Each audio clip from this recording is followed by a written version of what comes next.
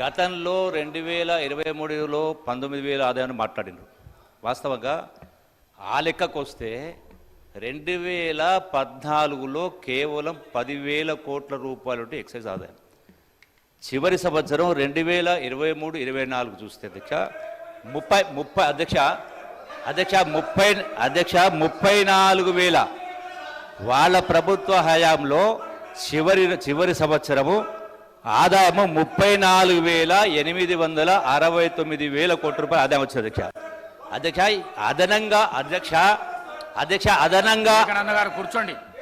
అదనంగా చూయించిన ఆదాయం అయితే ఉందో అధ్యక్ష, ఇది రేట్లు పెంచు కాదు అధ్యక్ష.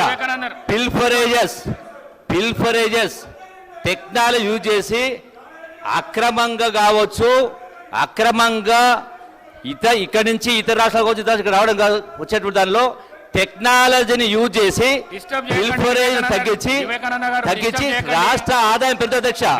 రేట్లు పెంచు, బిల్డ్ షాపులు పెంచు కాదు అధ్యక్ష. ఈ వాస్తవాన్ని గ్రహించాలని కోరుతా ఉన్నా అధ్యక్ష.